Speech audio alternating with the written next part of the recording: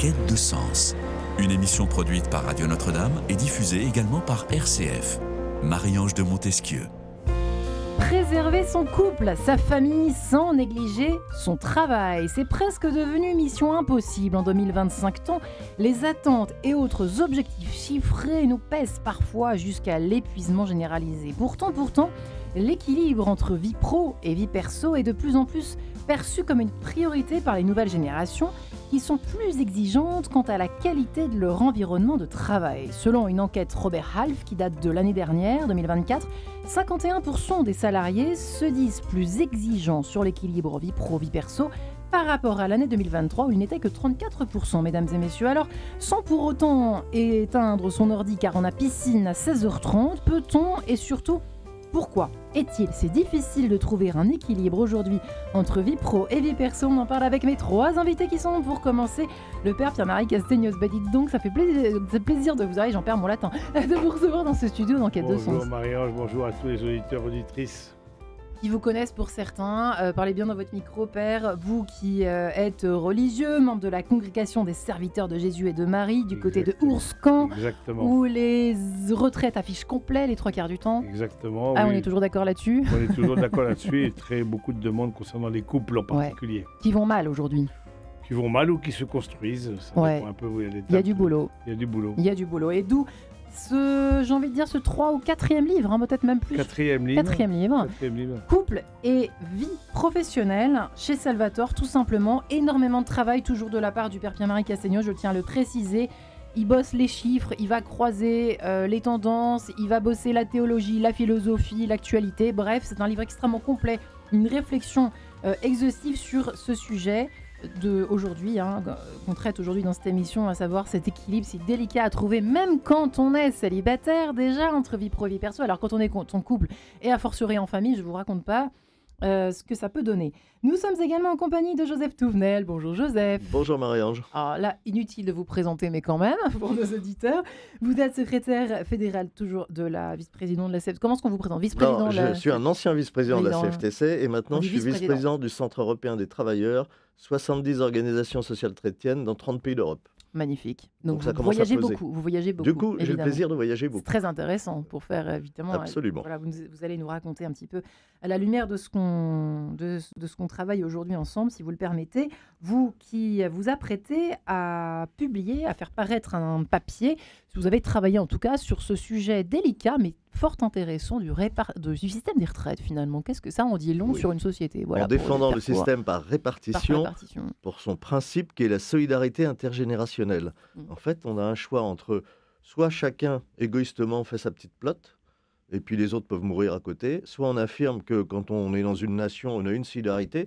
Et d'ailleurs, quand on est en France, on a la chance de bénéficier du travail des générations précédentes, parfois de leur souffrance, parfois même de leur mort. Et certains ne veulent plus de ça. Et donc ça, affirmer ce principe de solidarité intergénérationnelle, sans négliger le fait qu'il faille sans doute faire des efforts, d'abord relancer la natalité, et d'être vigilant pour les équilibres financiers. En tout cas, on reviendra en parler en septembre puisque ce sera l'objet d'une émission. Sandra Le Guyadé, Fiodo était également avec nous en ligne. Bonjour Sandra. Oui, bonjour Marie-Ange. Ravie de vous entendre, vous qui êtes coach certifiée fondatrice de Conscious Culture. Vous animez le podcast Les Équilibristes, ça en dit long, plus de 500 000 écoutes. Vous êtes l'auteur du programme de coaching de groupe Conscious Ambitions. Oh là là, mon anglais ce matin, oh lolo ce soir.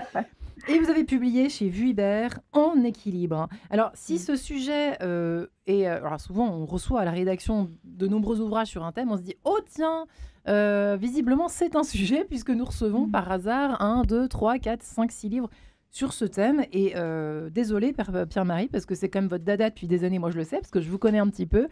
Et ça fait des siècles, peut-être pas non plus, mais ça fait des années que vous nous en parlez, de cet équilibre, même pour les célibataires, difficile à trouver aujourd'hui entre vie pro et vie perso. Mais alors maintenant, il en pleut des bouquins. Je peux vous dire qu'il en pleut sur ce sujet. Et le couple va mal, la vie perso va mal, Père Marie Castegnos, aujourd'hui. La vie perso en général. La vie perso est plus complexe, je ne sais pas si elle va mal, mais en tout cas, elle est plus complexe qu'avant. Parce qu'il y a des porosités par rapport à la vie professionnelle, entre la vie perso et la vie professionnelle. Et donc, simplement, et aussi la vie de couple. Moi, mon thème, c'est vraiment la question du couple. Et donc de dire comment est-ce qu'on peut faire pour, d'une certaine manière, harmoniser, équilibrer cette vie personnelle et professionnelle, cette vie de couple et professionnelle, où l'homme et la femme travaillent, et c'est très bien que l'homme et la femme travaillent, et ça, c'est pas un sujet. C'est juste qu'est-ce qu'on prend comme équilibre, comment est-ce qu'on va faire les choses. Et il y a une intuition qui m'est venue, je me suis dit, il faut, d'une certaine manière, décloisonner les choses. Il faut décloisonner les choses, ça veut dire quoi, décloisonner les choses? C'est-à-dire, parfois, on dit vie pro, vie spi, vie perso, vie de famille, vie, etc. Et je trouve que tout est lié. Il faut passer du wagon compartiment au wagon corail. Il faut rappeler le wagon corail dans les années 80. Où on voit, en fait, il y a un seul wagon et ça interagit à l'intérieur du wagon. Et je pense que c'est pareil dans notre vie. C'est, au fond, couple et vie professionnelle, de dire, tiens, tout est lié. Et le fait que ce soit lié, ça fait que on décloisonne les choses. On n'agit pas en silo. Et ça, c'est un peu la difficulté des couples et de façon générale. On dit la vie spirituelle est ici, la vie intime du couple est ici, la vie familiale est ici, la vie... Ça interagit. Et mon intuition, c'est ça, je veux dire, comment faire que cette interaction, elle puisse être féconde. Comment cette intuition peut être féconde et surtout comment ne pas spontanément... Pourquoi est-ce qu'on a cette habitude, on est tous comme ça, on cloisonne tout et on remplit l'agenda. On le remplit plus qu'il n'a... C'est l'hyperactivisme. L'hyperactivisme, c'est mettre dans 24 heures plus que 24 heures. On est tous comme ça. Et on aime tous, parce que c'est une toute-puissance. Il y a une forme de toute-puissance qui fait que ça nous donne une certaine manière un contrôle. Alors que si on en agit dans une attitude on raisonne à la fois la vie professionnelle, la vie personnelle, la vie de couple, la vie intime, la vie spirituelle résonnent les unes avec... Ces différentes vies résonnent les unes avec les autres, eh bien, il y a quelque chose qui est lié et qui s'unifie. Dans la société où on met entre parenthèses la production et la consommation, pour la vie familiale, pour la vie personnelle, pour la vie associative et pour la vie spirituelle. Quand je vais pousser le caddie au rayon surgelé de mon supermarché le dimanche, j'oblige des gens à travailler, donc à rompre leur vie familiale, le temps collectif. Quand on a des enfants, c'est le moment où ils ne sont pas à l'école. D'ailleurs, je pose la question, que font les enfants pendant ce temps-là? Surtout quand ce sont souvent des femmes qui sont monoparentales, qui vont travailler dans les grandes surfaces. Et du coup, on est dans une espèce de course du rat permanente qui brise cet équilibre vie personnelle et familiale. Moi, je trouve qu'il y a aussi quelque chose, c'est que tout est devenu corvée, quoi. On a l'impression que tout est... Vous voyez, quand on voit toutes les humoristes, moi j'aime énormément, Marine Léonardi me fait rire, etc. etc. Et j'en suis beaucoup et je ne suis pas la seule à le faire parce que ça détend. Mais en même temps, c'est aussi intéressant de voir à quel point tout est devenu une sorte de vous voyez, comme si on était devenus des esclaves au sens moderne du terme, quoi. Tout était devenu difficile, ardu, tout est corvée. Les enfants, c'est une corvée. Travailler, c'est une corvée. S'occuper des enfants, c'est une corvée. Être en vacances avec ses enfants est une corvée, etc. Tout est vu sous cet angle-là. Sandra Le Guyandet, Fiodo, en équilibre. Là, je pense que vous appuyez sur le bouton vert, quoi, finalement.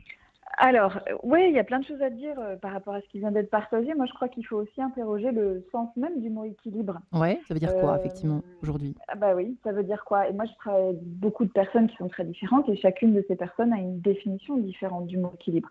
Et au cours de notre travail ensemble, cette définition-là même évolue.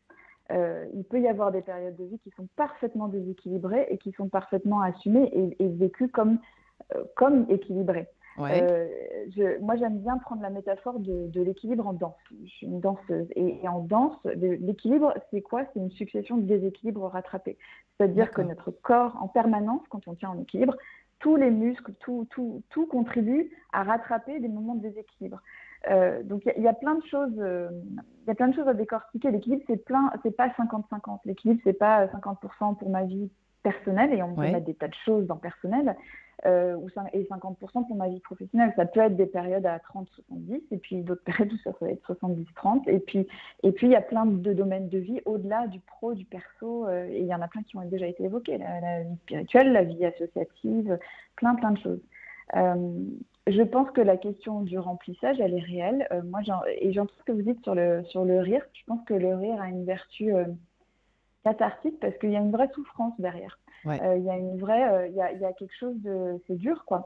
Et je lisais hier, il y a Microsoft parle aujourd'hui de journée de travail infinie. Et c'est exactement là qu'est aujourd'hui le problème. C'est-à-dire qu'on a du mal, de fait, les limites n'existent plus. On n'a plus cette chose de fait où on quitte le bureau, on ferme la porte, l'ordinateur reste au bureau et on rentre chez soi. On est en permanence joignable, connecté, donc avec cette idée qu'on devrait peut-être, toujours cette pointe de je devrais être ailleurs, je devrais être en train de faire autre chose. Et chez mes clients, c'est ça que j'entends, qui pèse, vraiment. Quand je suis en train de m'occuper de mes enfants, je pense au travail. Quand je suis au travail, je pense à toute la charge, et je suis bien placée pour le savoir, je le vis en ce moment, le mois de juin, c'est quand même les Jeux Olympiques On est d'accord de l'équilibre. Et donc, et je crois qu'il y a, au-delà du temps et de l'attention qu'on accorde, et de l'énergie qu'on met dans chacune de ces sphères de vie, il y a aussi vraiment aujourd'hui une question d'attention, mais vraiment au sens de la concentration. Et ce fait que nos vies, par défaut, sont devenues des vies très très morcelées, où on saute d'un sujet à l'autre. Et ça, c'est très dur aussi. Ça, c'est très, très dur. On n'est pas fait pour ça. Une étude réalisée en 2013 révèle que 70% des utilisateurs consultent leur messagerie électronique toutes les 5 minutes, Père. Ouais. C'est la première activité au réveil pour plus de 75% des internautes, tandis que 78% se connectent juste avant d'aller se coucher quand ils ne s'endorment pas avec leur portable. Depuis 11 ans, les chiffres ont certainement, dites-vous, Père, augmenté, tout comme les impacts de cette situation sur la vie intime du couple. C'est hallucinant. En fait, tout est complètement... c'est comme une toile d'araignée. Voilà, dans laquelle toile d'araignée, exactement. Ce que vous dites, c'est que on a plus ces limites d'une certaine manière. On ne sépare plus. Il y a une porosité qui est telle entre vie perso, vie pro, vie de couple, intimité.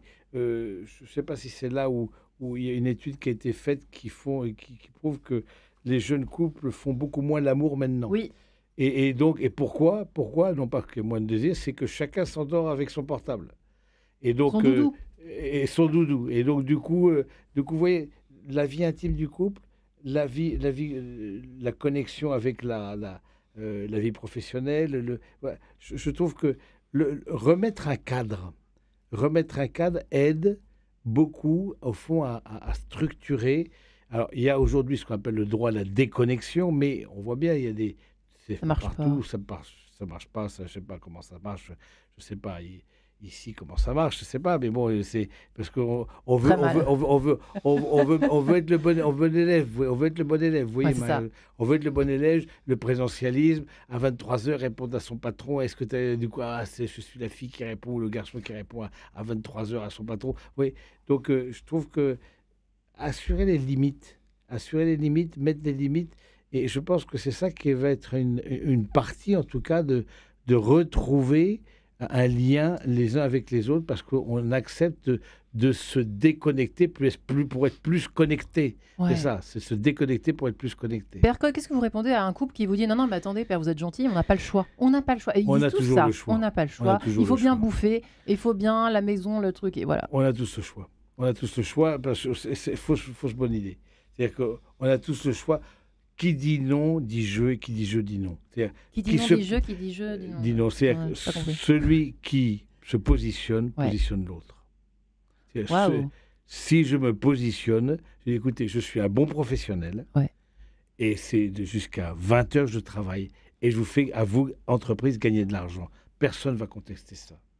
Et donc, du coup, moi, à 20h, c'est fini, je ne suis plus en lien, vous ne pouvez plus compter sur moi. Mais de 9h à 20h, je suis un bon professionnel, je vous fais gagner de l'argent, et du coup, vous ne pouvez rien dire. Est-ce que aussi, il n'y a pas une question, je vais faire un tour de table là-dessus, sur le « je veux tout avoir ». Est-ce que ce n'est pas un truc très douloureux vous en avez un peu parlé tout à l'heure, Joseph Touvenel, c'est-à-dire je veux avoir un super boulot, je veux avoir une super maison, je veux avoir un boulot qui ne me prenne pas trop, mais ça, c'est impossible. Alors, on court quand même après les sous.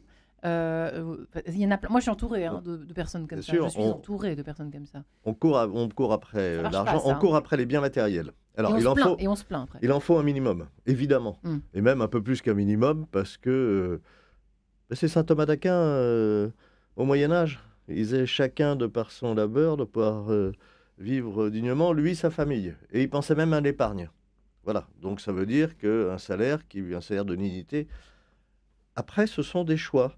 Je ne suis pas obligé de changer de téléphone, d'avoir le dernier iPhone et d'en changer tous les 6 mois. Donc, ce sont des obligations qu'on se donne. C'est là où, effectivement, des obligations vous avez raison. Ou des injonctions Il aussi. faut des limites. Mais il y a certains cas où nous sommes dépendants d'autres limites. Par exemple, la gestion du temps. Quand je n'ai pas les moyens, si je travaille sur Paris, de me loger sur Paris, et que je suis en banlieue parisienne, avec 1h15, 1h30 quand ça fonctionne, de transport en commun le matin et le soir. Ouais. Là, évidemment, pour l'employeur, je suis là 35, 36 heures, 37 heures.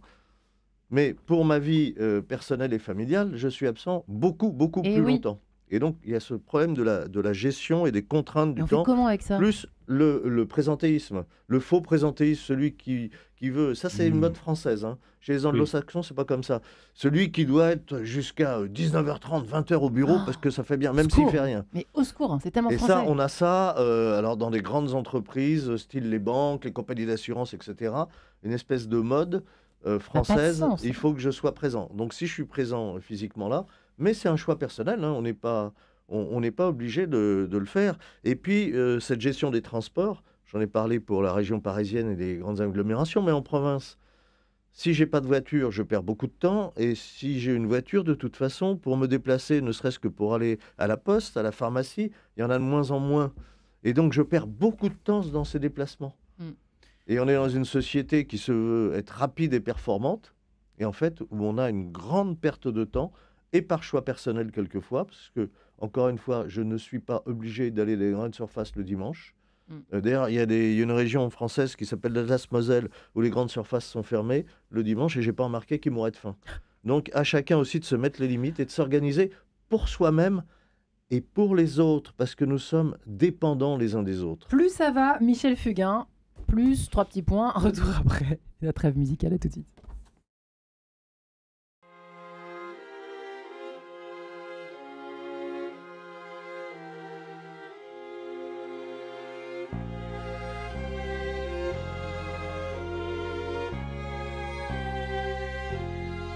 Plus ça va, plus on va devant sans savoir où l'on va. Faut pas rêver, y a forcément des faux pas. Plus ça va, plus on a le choix, mais entre quoi et quoi? Puisqu'au bout, tout au bout, c'est chacun pour soi. Tout ça ne tient pas debout, pas debout. On a tout, on étouffe, on doute de tout. On finit par se dire que c'était mieux quand c'était pire. Et le meilleur reste toujours à venir. On se dit,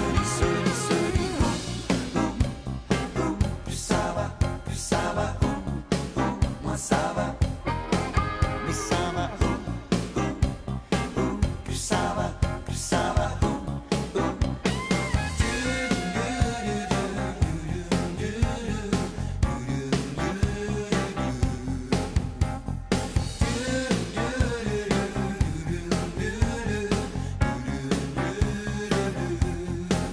ça va, plus on a de zones et moins on a d'ozone. Et l'on s'étonne et l'on s'abonne au pourquoi. Plus ça va, plus on sait de choses et pourtant chaque fois les questions restent et les réponses on n'a pas. Tout ça ne tient pas debout, pas debout. On a tout, on étouffe, on doute de tout. On prend le temps de temps en temps, mais le temps peu s'en faut. Vient toujours tard et repart toujours trop tôt. On se dit, plus ça va, moins ça va. Mais ça va, plus ça va, moins ça va.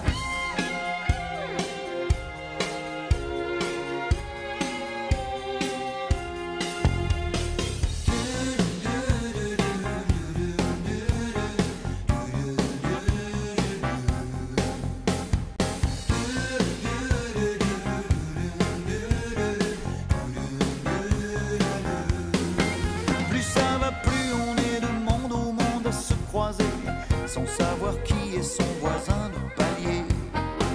Plus ça va, plus le monde change et reste comme il est. On gagne au change autant qu'on perd, il est vrai. Tout ça ne tient pas debout, pas debout. On a tout, on étouffe, on doute de tout. Plus ça va, plus on vend devant, mais le vent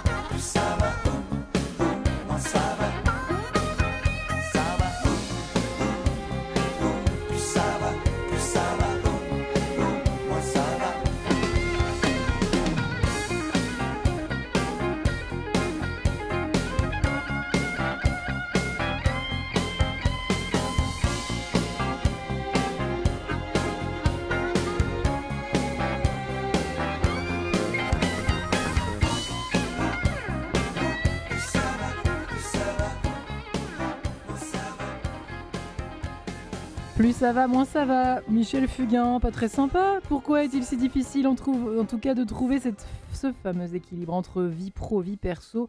Eh bien, il avait vu juste, notre ami Michel Fugain. Plus il y a de choix, moins c'est facile de faire son choix au fond.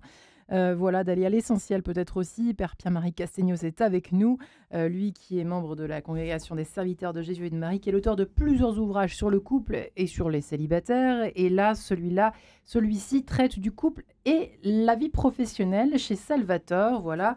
Nous sommes également en compagnie de Joseph Touvenel, alors j'ai envie de dire vice-président de la CFTC et donc président de, alors il faudrait que je note le réseau européen, c'est le ça, Centre européen des travailleurs. Centre européen des travailleurs, magnifique. Europäenzentrum Arbeit, puisque le siège est en Allemagne. Encore mieux. Voilà, merci d'être là. Et puis enfin, Sandra Le Guilladé-Fiodo qui est en ligne avec nous, qui est coach, qui est podcasteuse, qui est la créatrice de ce fameux podcast Les Équilibristes. Et c'est le titre En équilibre, le titre de son dernier ouvrage paru chez Vuibert. Alors effectivement, moi j'ai une question d'abord pour vous, Père Pierre-Marie Castegnos. Pour ou contre les grandes carrières ? Parce que moi, si je vous écoute, alors adieu la grande carrière, si on veut avoir une vie équilibrée. Comment on fait exactement aujourd'hui quand on est ambitieux ? Et en plus catho. Moi, je prêche pour le plaidoyer pour la belle ambition. C'est-à-dire ? Je trouve que les cathos ne sont pas assez ambitieux. Tiens donc. Ça veut dire quoi ?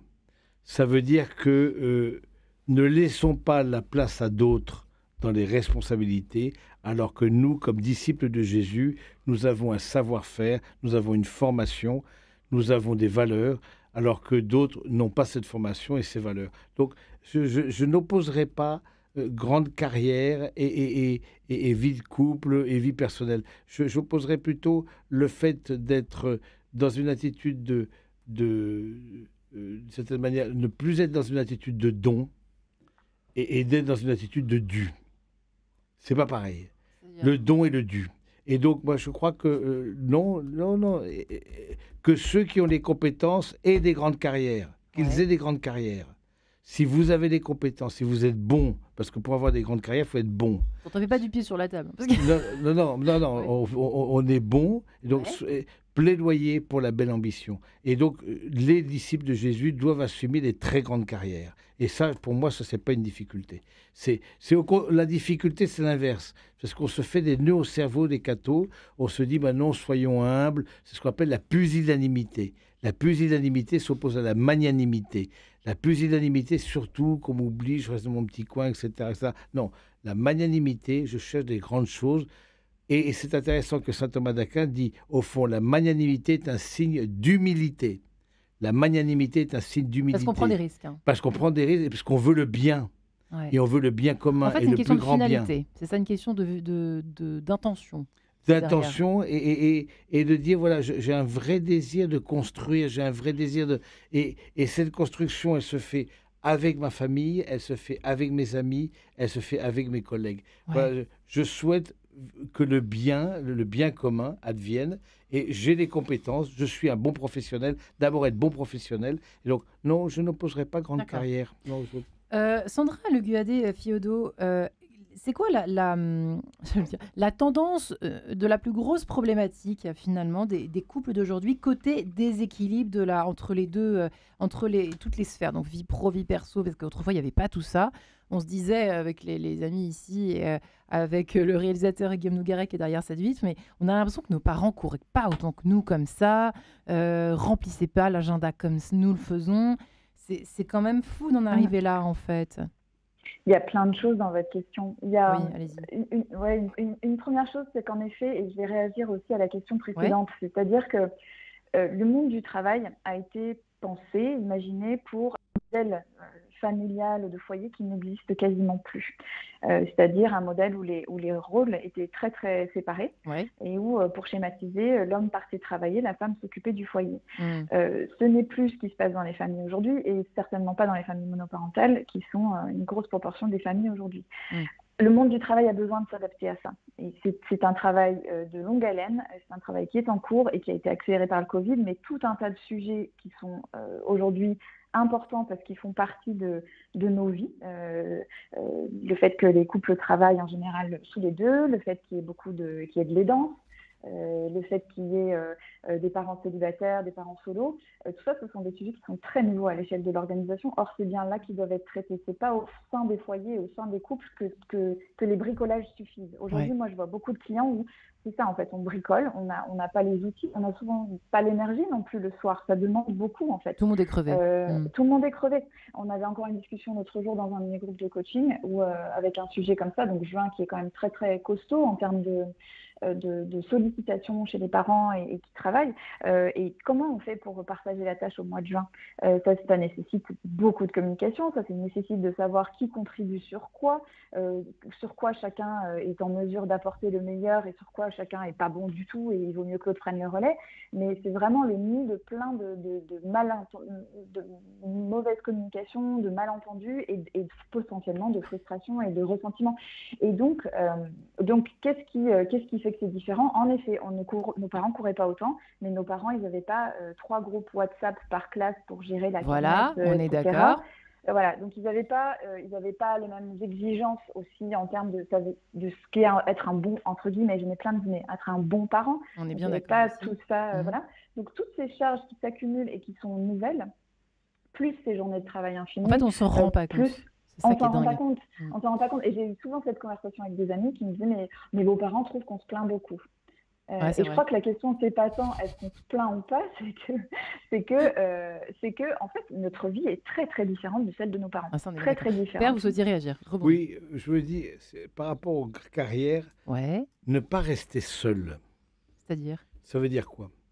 Ça veut dire, vous savez, dans l'épisode de Marthe et Marie. On voit Marthe qui se plaint auprès du Seigneur. Voilà, tu laisses seul faire le service.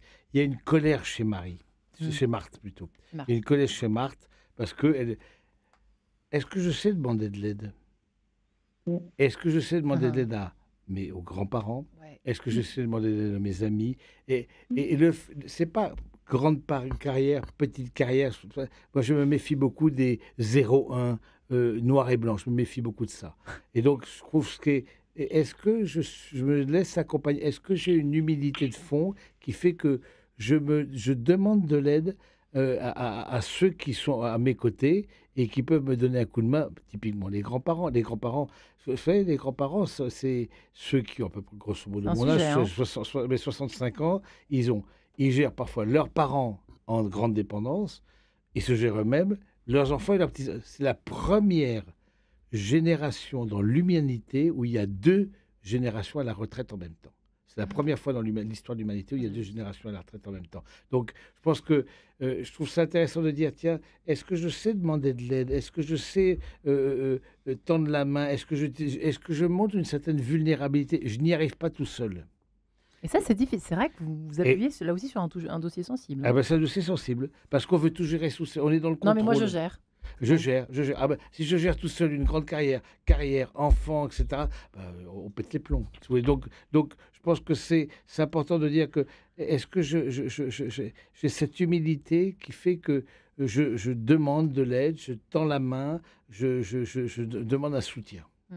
2 choses peut-être. D'abord, à propos des grandes carrières, j'ai un petit désaccord. C'est pas parce qu'on fait une grande carrière qu'on est bon. Il y a des tas d'exemples de gens qui sont extrêmement mauvais et qui font des grandes carrières. Et qui sont extrêmement mauvais, notamment moralement, ça, on est d'accord. Et qui font des grandes carrières. Ça, on est d'accord, Joseph. Petite mise au point de notre ami Joseph. Oui. Donc ne pas laisser... Ça ne veut pas dire qu'on peut faire une grande carrière en étant bon, mais c'est pas non plus cette réussite qui est la réussite sociale. C'est pas l'indicateur d'être bon ou mauvais. Ça, on est d'accord. Oui, mais ne pas laisser à des personnes qui n'ont pas des valeurs de faire des grandes carrières. Ça veut dire quoi? Ça veut dire aussi que depuis des décennies, quand les bonnes familles catho de la bourgeoisie envoyaient leurs enfants dans les écoles de commerce en disant « c'est bien mon fils ou ma fille, tu feras un bon mariage et tu gagneras du fric », ils auraient mieux fait de les envoyer dans les écoles de journalisme, dans les universités, dans les écoles primaires, etc., pour former et pour aider à former les populations. L'échec, il est là. Le choix a été fait dans ce... Alors, individuellement, on ne peut pas le condamner, je ne le condamne pas. Très bien. Mais globalement, ce choix matérialiste a fait que c'est d'autres qui ont pris la place pour formater les esprits et pour arriver à la situation où nous sommes, avec, et vous avez souligné à juste titre, il y a une perte des liens sociaux. Parce que l'organisation de la société, d'ailleurs, est construite comme ça. on se met 50 ans en arrière, les enfants vivaient à proximité de leurs parents, même s'ils s'étaient mariés, etc. Aujourd'hui, il y en a qui vivent à l'autre bout de la France ou à l'autre bout du monde. Et donc, pour la solidarité effective, la garde des enfants, des petits-enfants, c'est ingérable. C'est beaucoup plus difficile. Mais même la solidarité qu'on connaît encore, surtout en ruralité, elle n'existe même pas dans un immeuble. Et donc, il faut recréer ces liens sociaux. Il y a des endroits où ça se fait, mais ça reste quasiment marginal. Combien de personnes vivent dans une rue ou dans un immeuble et ne connaissent pas, ou très peu, les gens qui vivent en fait au même endroit qu'eux. C'est juste dans ce que vous dites. Mais c'est une question, ça rejoint ce que vous dites, Père, je suis tout à fait d'accord et je suis heureuse de le découvrir finalement là d'un coup aujourd'hui. C'est que il faut risquer la vulnérabilité, c'est-à-dire, bah oui, il faut parler à une personne, à un inconnu qui est. Ça demande du temps et des temps collectifs. Ouais. Et on nous supprime nos temps collectifs. On nous dit, vous avez du temps, mais c'est des temps individuels. Et je reprends l'exemple du repos dominical qui est marquant, c'est un temps collectif pour la vie familiale, associative, personnelle et spirituelle. Ouais. Et ce temps, on ne fait que le réduire. Ou on le remplit avec Netflix, qui n'est pas une bonne chose. Ou on le remplit, alors on le remplit en remplissant le caddie, ce qui n'était pas vraiment le but. Et on peut remplir le caddie à d'autres jours. Il y a 7 jours dans la semaine, on peut le faire pendant 6 jours. Eh bien, dites-moi, c'est déjà Viva la Vida qui nous attend. C'est Coldplay, autre histoire. À tout de suite. Il est si difficile de trouver un équilibre entre vie perso et vie pro. Tout va toujours trop vite, mais il y a quand même des solutions. La preuve avec mes 3 invités du jour, le père Pierre-Marie Castegnos et son livre Couple et vie professionnelle, tout ce qu'il faut savoir sur pourquoi ça ne va pas et comment on fait pour que ça aille mieux chez Salvatore.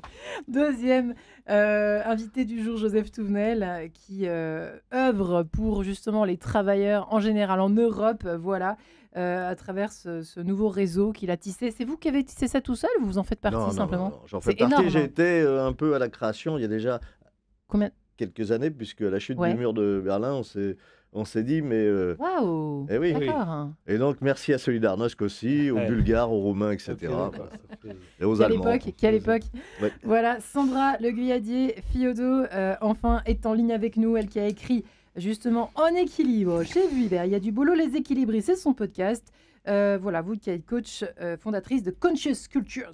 Voilà. Alors, Père, il y a quand même un enjeu, voilà, pour ceux qui sont, parce qu'ils nous écoutent forcément, les couples dont l'un ou l'autre travaille à l'extérieur, l'autre, pour X raisons, est à la maison. Très difficile, très compliqué. C'est compliqué. Je pense qu'il y a plusieurs cas de figure. Premièrement, il y a la question du chômage. La question de la maladie, la question de la reconversion professionnelle, la question du télétravail, la question aussi d'être aidant d'un enfant malade, aidant d'un parent malade. Qu'est-ce qui fait que je n'ai pas une activité professionnelle? Et je trouve que d'une certaine manière, aujourd'hui, il y a trop de valorisation de la vie professionnelle. Qu'est-ce que vous faites? Vous rencontrez quelqu'un, voilà, tu fais quoi? La première chose. Tu fais quoi? C'est vrai. Tu fais quoi? La première chose. C'est dingue, hein? Vous faites quoi? Et si vous dites, en fait, je m'occupe de ma maman âgée. Il y a un grand vide. Et mon enfant est handicapé peut-être pour X raisons. Et je suis en reconversion. Je suis dévalorisé. Et je trouve que là, et c'est là où la question du couple est importante, c'est que l'autre fait miroir. Et donc, c'est important que l'autre valorise le travail du conjoint qui n'est pas rémunéré, mais qui pour autant effectue un travail invisible. Il y a ce qu'on appelle le travail invisible. Et donc, et beaucoup les femmes portent ça, mais pas que. Mais est-ce que moi, comme conjoint, je valorise celui qui est à la maison ou celle qui est à la maison et je lui dis merci? Oui, parce que vous voyez, on se disait tout à l'heure aux antennes, mais on peut le dire là, en gros, celui qui travaille à l'extérieur demande à sa femme ou à son mari, dis donc, t'en as profité pour sortir le linge, t'as pas fait la vaisselle, non, attends, c'est quoi ce travail? Et oui, je cite des tas d'exemples dans le bouquin. Je dis, il fallait reprendre la cuisine, t'as que ça à faire. Ben non. Bah non. Justement, si je suis en recherche d'emploi, rechercher un emploi, c'est un emploi. Si je suis en faillite, pour X raisons, si je suis aidant d'un enfant ou d'un parent, c'est un emploi qui n'est pas rémunéré. Et donc, je pense que là, il y a une vraie compassion, il y a une vraie empathie, il y a un vrai dialogue de couple. L'autre fait miroir Et c'est trop vite fait de jeter la faute à l'autre, de dire le tu qui tue. Le tu qui tue. Tu n'as pas vidé la vaisselle, tu n'as pas fait le ménage, tu n'as pas, etc. Et moi qui me tue à la tâche. Je pense que là, il y a quelque chose à travailler. Et le couple est un vrai savoir-faire pour la société. Il dit, voilà, nous, comme couple, on sait qu'il y a un moment donné dans notre vie, il y a des moments où l'un travaillera, l'autre pas, pour X raisons. Mais nous avons choisi la communion et que valoriser celui qui ne travaille pas, parce que c'est celui qui est souvent le plus mis en difficulté. Sandra Le Gadier, Fiodo, le G droit A, c'est aussi quelque chose qui nous met en défaut aujourd'hui, en fait, dans tous les domaines, d'ailleurs. Ça nous rend malheureux parce qu'on n'est jamais content, donc entre guillemets, on gueule, pardon, mais contre tout le monde, son patron, ses collègues, sa femme, son mari, ses enfants, rien ne va jamais bien parce que j'ai droit à. J'ai droit à mieux, j'ai droit à plus d'argent, j'ai droit à plus de bonheur, de temps libre, etc. etc. Qu'en pensez-vous ? Alors, il y a beaucoup de j'ai droit à, et je crois que quand on est parent, on a cette responsabilité aussi d'enseigner la frustration à nos enfants. Voilà, de leur faire comprendre qu'on n'a pas droit à tout le temps et que la patience est une vertu et que l'effort est important. Mais je crois aussi que derrière le j'ai droit à, il y a aussi des j'ai besoin d'eux. Ça rejoint un peu la conversation de tout à l'heure. J'ai besoin d'eux, et ça, je crois que moi, mon travail, c'est l'humain. Je dis souvent, mon métier, c'est de poser des questions, vraiment tout le temps. Et mon métier, c'est aussi d'aider les gens à mieux se mettre en lien, à mieux communiquer, à mieux dire les choses et à mieux les entendre. Et je suis un peu étonnée de voir la fulgurance de l'IA et notre maladresse fondamentale en tant qu'être humain. Et je crois que cette période de développement fulgurant de l'IA, c'est aussi une période pour se dire qu'est-ce qui fait que je suis fondamentalement humain et qu'est-ce qui me rend humain ou humaine et comment je peux progresser dans mes compétences d'humain, c'est-à-dire écouter l'autre, demander ce dont j'ai besoin, identifier et m'autoriser ce dont j'ai besoin.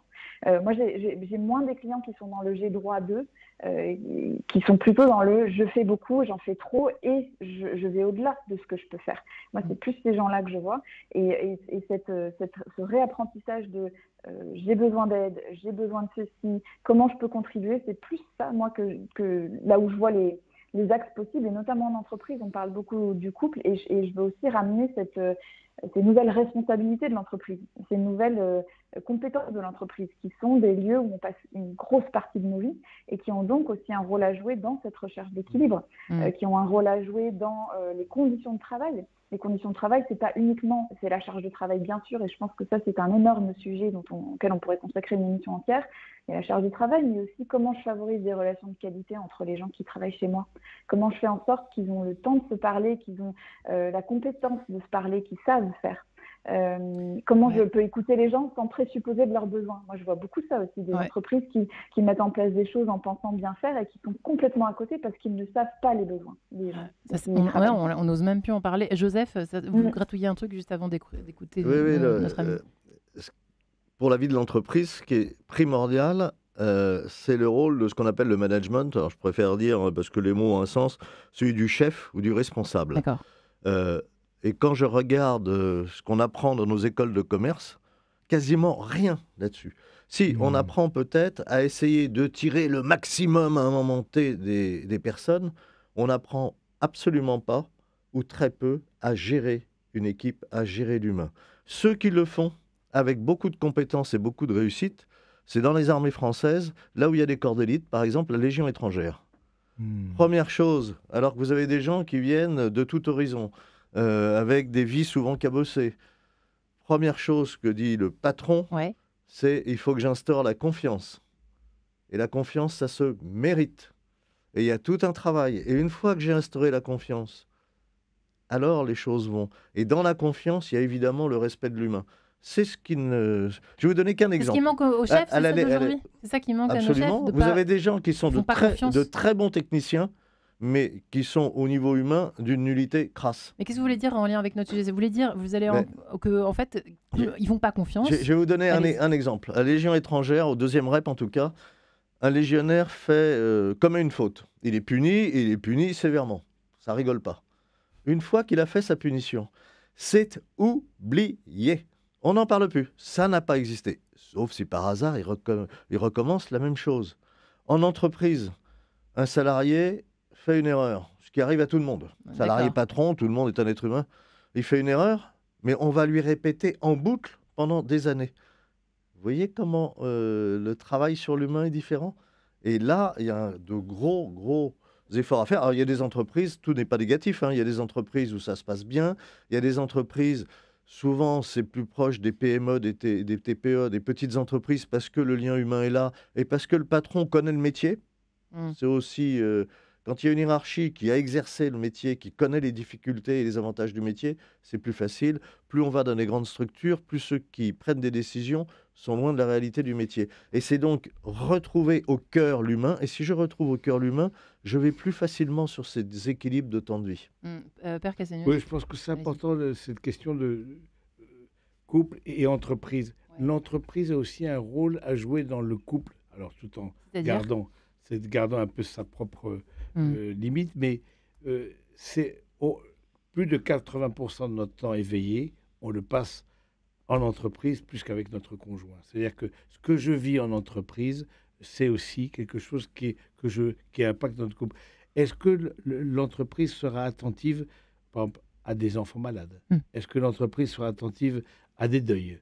Est-ce qu'il y a tout un chapitre sur les événements familiaux, et entreprises? Est-ce que, par exemple, il y aura un deuil? Est-ce que je laisserai la possibilité à mes collègues de m'accompagner dans la célébration du deuil? Parce que l'entreprise dira, oui, il y a quelque chose qui est important, le deuil d'un enfant, évidemment, le deuil d'un parent, alors que ce n'est pas directement dans le droit du travail. Oui, le droit du travail est très strict, c'est bien. Mais est-ce que l'entreprise ouvrira plus pour permettre justement une capacité de lien? Et je pense qu'en favorisant les liens, l'entreprise, les liens familiaux, les liens conjugaux, etc., l'entreprise, en fait, cède elle-même. En fait, elle fidélise, elle donne confiance. Et on voit aujourd'hui le fait de changer en permanence de salariés, etc. Pourquoi? Parce que je ne suis pas assez pris dans ma vulnérabilité. Alors moi, j'ai une question extrêmement concrète du quotidien. Là, ça touche aussi bien les célibataires que les couples. Pourquoi on se sent obligé d'accepter 1000 trucs? C'est hallucinant. J'ai l'impression que c'est vraiment un truc... Ça fait déjà marrer Sandra. Mais Père Pierre-Marie, je sais que c'est aussi une question que vous voyez bien. Vous avez l'intuition depuis des années. Aujourd'hui, on le voit bien. Moi, mes nièces, c'est hallucinant. Je n'arrive pas à les voir. Elles ont que 23 ans. Elles sont débordées. Mais expliquez-moi ce qui se passe. Parce qu'elles n'arrivent pas à dire non. Elles n'arrivent pas à dire non. Et quand j'ai dit dire non, c'est dire je. Ça veut dire ce que vous disiez au début, alors. Dire non, c'est ça, c'est non. Ça, c'est non. Ça, je ne pourrais pas faire ça. Ou alors pourquoi est-ce que je dis oui à ce moment-là? S'interroger. Je dis oui, c'est-à-dire je dis je. Qu'est-ce qui compte pour moi? Qu'est-ce qui compte pas pour moi? Et je pense qu'aujourd'hui, il faut faire plaisir. Non, ça c'est un truc. Il faut faire plaisir. Il faut faire plaisir au patron. Donc je reste jusqu'à 21h. Donc je réponds les mails pendant les vacances, etc. Non, il y a le fait de mettre une limite, de mettre un cadre, à mon avis, va être... Même dans les sorties, les mariages, le tennis, je ne sais pas quoi. Pour tout, le fait de mettre un cadre, ça veut dire que vous valorisez votre conjoint, vous valorisez votre vie familiale, votre vie personnelle, parce que vous mettez un cadre. Et aujourd'hui, c'est compliqué de mettre un cadre parce que c'est vu comme un manque de loyauté. On n'est pas loyal, on n'est pas un bon salarié parce qu'on met un cadre. On n'est pas une bonne copine. On n'est pas une bonne copine, parce qu'on dit non, je ne peux pas. Non, je ne peux pas, je suis pris. Peut-être demain, après-demain, je serai disponible. Je pense qu'aujourd'hui, le fait de mettre ces cadres, ça aide beaucoup à la vie conjugale, à la vie aussi professionnelle, et cette recherche d'équilibre, qui est un équilibre aussi instable. Attention, c'est à la fin du bouquin, je dis la vie professionnelle comme la vie de couple, c'est comme cette terre promise. La terre promise, vous savez, la terre promise, c'est celle dont coule le lait et le miel.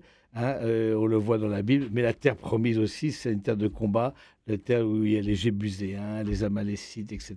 Une terre de combat. C'est de dire le fait, et c'est ma conclusion, le fait de dire que couple et vie professionnelle, c'est à la fois une terre promise de fécondité, d'abondance, et une terre de combat. Et puis être débordé, c'est aussi exister. Et intéressant, on a de plus en plus de mal à être dans le silence, dans le vrai repos. Le repos, ça ne veut pas dire forcément ne rien faire, se retrouver seul avec soi-même. Vous avez il y a des raison. générations entières qui sont très inquiètes de se retrouver seul avec soi-même. Absolument. Ils ont l'impression d'être dans le vide. J'espère que ma nièce nous écoute. Que leur vie est trop construite sur le matérialisme. L'argent, le business et l'amour. J'adore le chapitre 6 en tout cas de votre livre, Père Castaignos. Sandra, je voulais juste savoir en 2 secondes pourquoi ça vous faisait rire ce que je disais. Parce que c'est vrai, parce que c'est tellement vrai.